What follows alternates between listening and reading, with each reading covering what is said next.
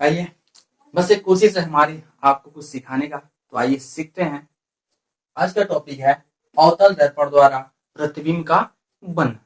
तो देखिए, जो अवतल दर्पण द्वारा जो प्रतिबिंब का बनना है, ये जो अवतल दर्पण जो प्रतिबिंब का बनना है, 6 कंडीशन बनता है। हम सीधे से क्या है, 6 मंत्र, यानी चलिए 6 मंत्र के जरिए हम लोग सीखने वाले हैं। तो इसके पहले हम देख लेते हैं कि जो अवतल दर्पण, इसका पहले फिगर से समझे कि कितने ऐसे कंडीशन बनते हैं, कितने शर्त बनते हैं। तो ध्यान दीजिएगा, ये रहा M1 और ये रहा आपका M2, और इसे हम बना देते हैं कौन सा दर्पण, तो अवतल दर्पण। हम बात भी कर रहे हैं अवतल दर्पण का, अवतल दर्पण द्वारा प्रतिबिंब का बना। तो ध्यान दीजिएगा, ये रहा आपका एक अवतल दर्पण।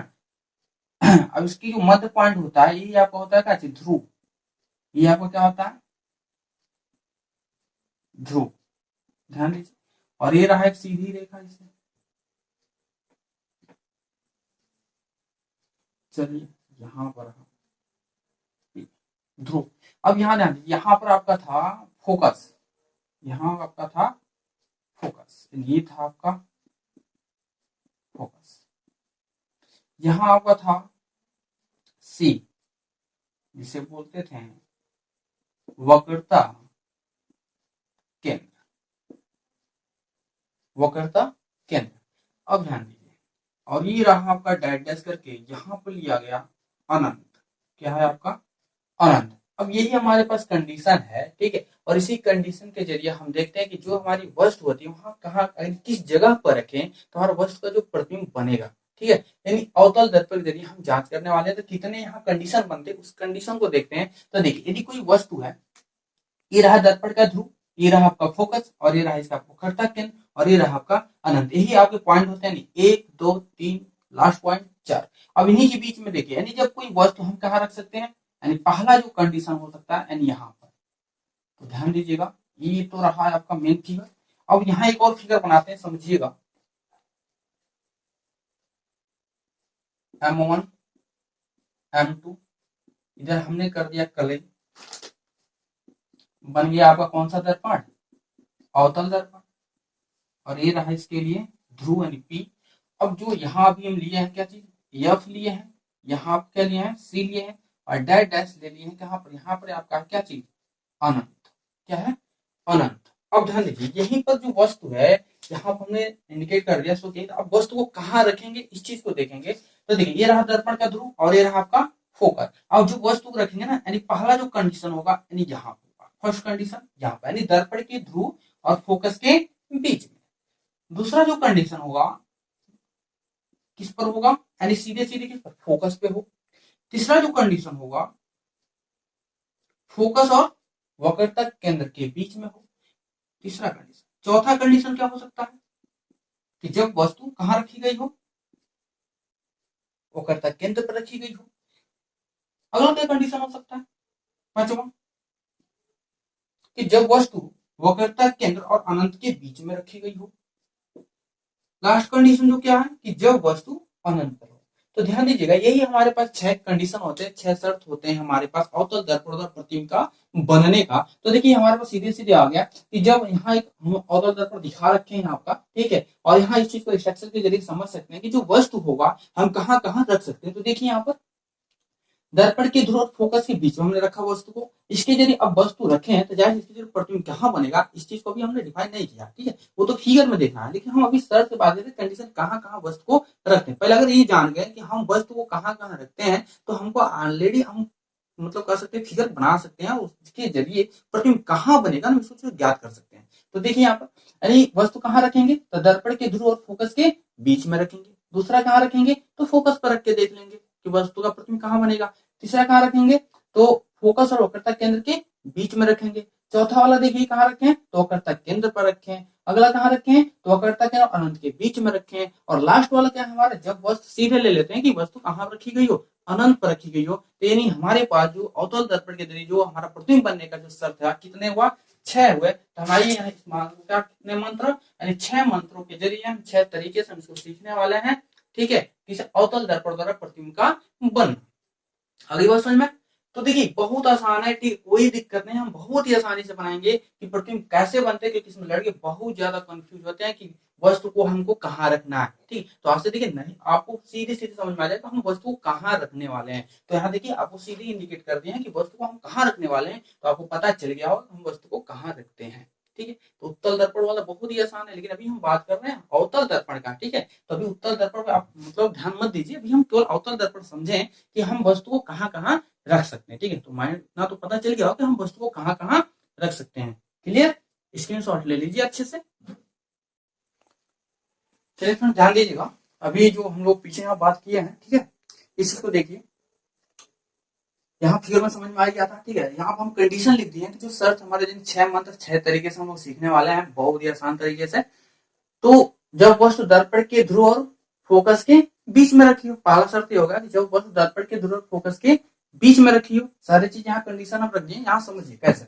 अब देखिए ये रहा आपका, यानी जब वस्तु यहाँ रख रहे हैं, अब वो कहने मतलब या तो आप इधर से रखते चले, ध्यान दीजिएगा यहाँ पर कई किताबों में कई तरीके से देते हैं। ठीक है, तो यहाँ हम समझ सकते हैं या तो आप सीधे इधर से रख के चलिए या तो आप इधर से रख के चलिए। ठीक है ना, अरे पहले कंडीशन अगर ऐसे बुक में बहुत सारे बुक में अगर दिया हुआ तो आप कंफ्यूज मत होइएगा।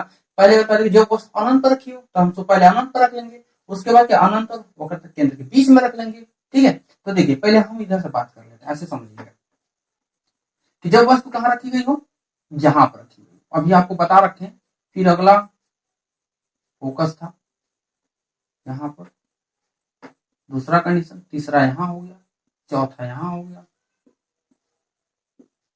पांचवा यहाँ हो गया, छठवां यहाँ। तो देखिए हम इधर से रखते चले हैं, यानी पहले यहाँ बात करें तो जब वस्तु क्या दर्पण के ध्रुव और फोकस के बीच में रखी हो, फिर फोकस और वक्रता केंद्र के बीच में रखी हो। ठीक है, फिर फोकस पर रखी हो, वक्रता केंद्र के बीच में रखी हो, फिर देखिए कहाँ है वक्रता केंद्र और अनंत के बीच में रखी हो, फिर अनंत पर रखी हो। तो चाहे आप ऐसे लेके चल रहे हैं चाहे आप ऐसे कंडीशन में चल रहे हैं, जब वस्तु अनंत पर रखी हो फिर बोलेंगे कि जब वस्तु अनंत पर रखी हो तब इधर से चल रहे हैं तो इधर से डायरेक्शन पकड़ के हम चलेंगे। ठीक है, इससे कोई कंफ्यूजन नहीं होगा आपका। ठीक है, तो बहुत आसान तरीके से हम लेंगे, 6 मंत्र है ये 6 तरीके से, और बहुत अच्छे से हम यहाँ पर आपका स्ट्रक्चर लिख सकते हैं।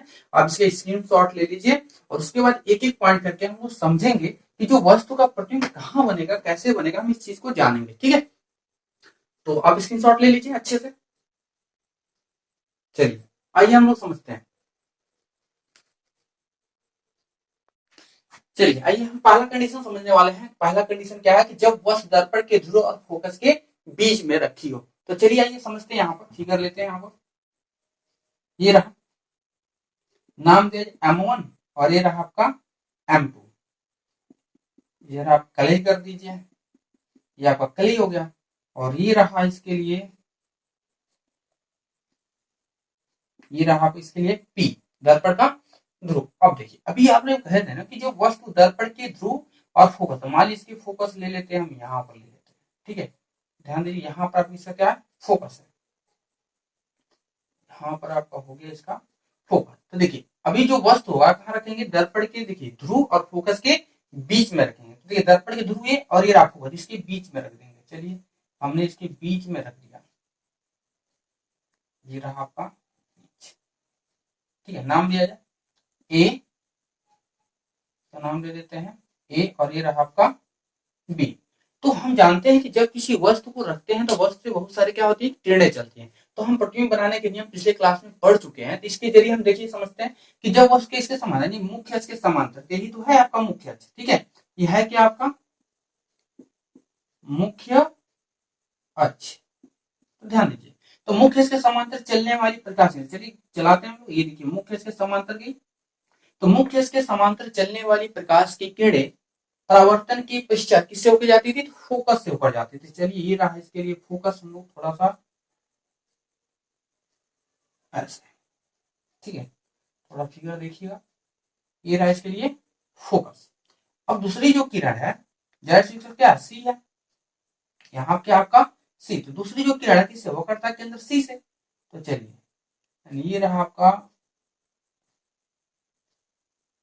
वो करता केंद्र सी से। अब इन दो किरणें हैं, तो देखिए दोनों क्या है गई, अभी टकराने के बाद पुनः ऐसे जा रही है और टकराने के बाद ऐसे चलिए, और ये जो किरण है ऐसे देखिए, तो जो पहली किरण है, मुख्य के समांतर चलने वाली प्रकाश की किरणें परावर्तन के पश्चात फोकस होकर जाती है। एक अगला जो नियम पढ़े थे, वो वक्रता के अंदर शीर्ष होकर चलने वाली प्रकाश की किरणें परावर्तन के पश्चात पुनः अपने मार्ग में वापस लौट है। तो देखिए ये गई और पुनः रिटर्न हो गई, ठीक है। तो लेकिन हम ये दोनों किरणें कैसे चलेंगी, दूसरे के समांतर चलेंगे। तो जो भी दोनों किरणें समांतर चलेंगी तो कहीं पर मिलेंगी नहीं, तो हम इसका प्रतिबिंब बना नहीं सकते। लेकिन हम एक चीज आइडिया लगा सकते हैं कि अगर इन किरणों को पीछे तरफ मिलान करें, पीछे तरफ पकड़ के कहा जाता है खींच सकते हैं, तो देखिए ये रहा, थोड़ा सा इधर बढ़ा लीजिए डायरेक्ट, यहाँ पर ऐसे करके ऐसे मिला देते हैं, क्योंकि इस तरह खींचेंगे तो बहुत ही, देखिए यहाँ पर ऐसे कर सकते हैं,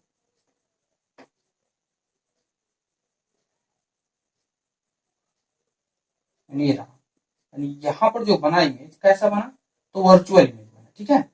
देखिए यहाँ पर जो इमेज बना, नाम दिया जाए ए डैश A1 और ये कर लेते हैं हम B1। तो ध्यान दीजिए, ये जो हमारा इमेज बना कैसा बना, आभासी बना। कैसा बना, आभासी। यानी अगर इस कंडीशन हम लिख सकते हैं कि इस स्थिति में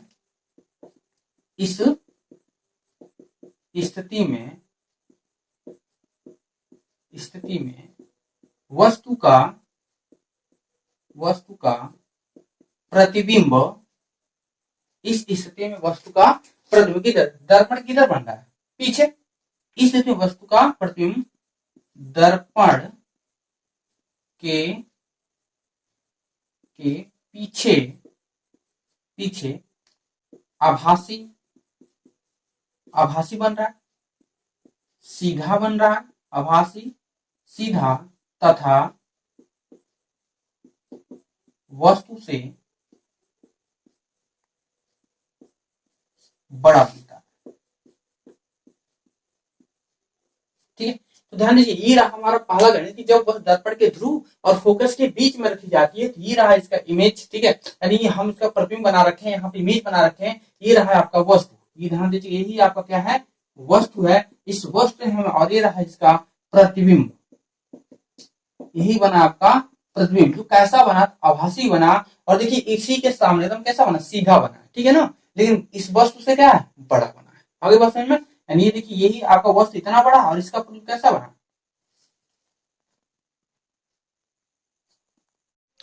चलिए फिर ध्यान दीजिए, यहाँ पर हम बना रखे हैं आपका चित्र, ठीक है। यहाँ आपका था हमारा क्या था, जब वस्तु दर्पण के ध्रुव और फोकस के बीच में रखी हो, तो हमने देखिए यहाँ वस्तु को क्या है, दर्पण के ध्रुव, ये रहा दर्पण के ध्रुव और ये रहा फोकस के बीच में रखे हुए वस्तु का प्रतिबिंब। और यहाँ पर देखिए इसे जो यहाँ क्लियर फिगर बना रखे हैं, आपको यहाँ समझ सकते हैं, ठीक है।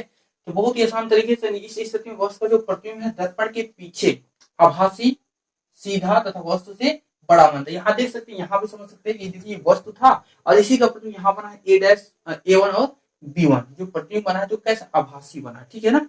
तो उम्मीद करते हैं आपको समझ में आ गया होगा कि जब वस्तु दर्पण के ध्रुव और फोकस के बीच में रखी हो। इसी तरह हम अगले नेक्स्ट में देखेंगे कि जब वस्तु फोकस पर रखी हो, ठीक है। बहुत आसानी से सीखेंगे, ठीक है। तो आप शुरू से लेकर लास्ट तक इस वीडियो को देखिए, ठीक है। और आगे आप सपोर्ट कीजिए, ठीक है, क्योंकि आप थोड़ा भी सपोर्ट करेंगे तो और वीडियो बनाने हमको बहुत अच्छा लगेगा, ठीक है। और ज्यादा हम आपके प्रति मेहनत करेंगे, ठीक है। तो उम्मीद करते हैं वीडियो आपको बहुत बहुत पसंद आएगा। आप बस शुरू से लेकर लास्ट तक वीडियो को देखें और आप जानेंगे कि अवतल दर्पण और प्रतिबिंब का बनने के क्या क्या शर्त है, कहानी, वस्तु को हम कहाँ रखते हैं। सबसे ज्यादा माइंड से कंफ्यूजन होता है लड़कों का कि हम वस्तु को कहाँ रखें और प्रतिबिंब कैसे बनाए। तो ये वीडियो देखने से आपको समझ में आ जाएगा कि हम वस्तु को कहाँ रखेंगे और कैसे प्रतिबिंब हमारे बनते हैं, ठीक है। Okay friend, thank you.